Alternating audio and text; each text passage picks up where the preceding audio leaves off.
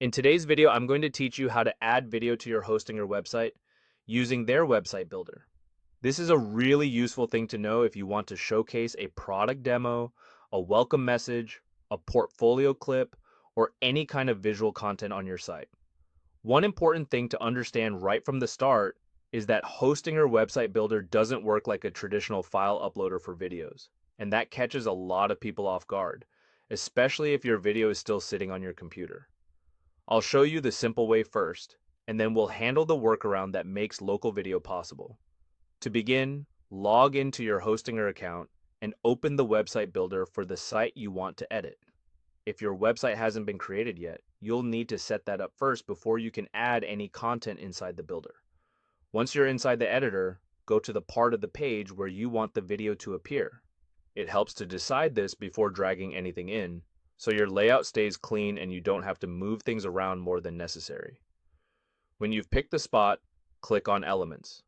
From the Elements panel, find the video element, then click and drag that video icon into the blank area you chose. As soon as it's placed on the page, click on Edit Video so you can change the default settings. You'll see a link already in the video field. Delete that existing link, then go and copy your YouTube link and paste it into that field instead. This is the fastest method if your video is already hosted on YouTube, and in many cases it's the most convenient because you don't have to manage any extra file hosting yourself. After the link is pasted in, resize the video so it fits the space better. Take a second here to make sure it looks balanced with the rest of your page. You don't want the video to feel cramped, and you also don't want it to overpower everything else on the screen. At this point, you've completed the first method for adding video. Now let's move to the second method, which is what you'll use if your video is not on YouTube or Vimeo and instead lives in a shared drive. Go back to Elements again. Scroll all the way down, then click and drag the embed code element into the empty space where you want this video to go. After placing it, click on Enter Code. You'll see existing code inside the field, so delete that first to clear it out and make room for your own embed code. Next, go to Google Drive, where your video should already be uploaded. If it isn't uploaded yet, do that first and make sure the sharing is set so anyone with the link can access it. This is that setting I mentioned at the start, because if sharing isn't enabled properly, the video may not display correctly once embedded on your site.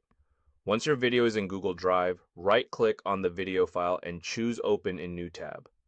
In that new tab, click on File, then go to Share, and choose Get Embed Link. When the embed option appears, copy the code provided. Now go back to the hosting or website builder and paste that code into the embed code field. Then confirm it by clicking Embed Code. Hostinger will place that embedded video into your page. After that, resize the video however you want so it fits your design. Depending on the shape of your section, some videos may look better than others. For example, a vertical video can sometimes sit more naturally in narrower spaces, while horizontal videos usually work best in wider sections. Even if the example you're using is just for testing, it's still worth adjusting the size so you can preview the layout properly. When everything looks the way you want, click Update Website to publish the changes. That part is important because if you leave the editor without updating, your visitors won't see the new video on the live site. Once the website is published, click View Site to open the live version. After the page loads, you may need to refresh it once more, especially if the new video doesn't appear right away. After that, the video should be showing correctly on your website. And that's everything. You're all set. If this tutorial helped you out, go ahead and hit the like button, since it genuinely helps the channel and tells me these guides are worth making. If you got stuck anywhere along the way, or there's a specific tutorial you'd like to see next, drop it in the comments below and I'll do my best to help out.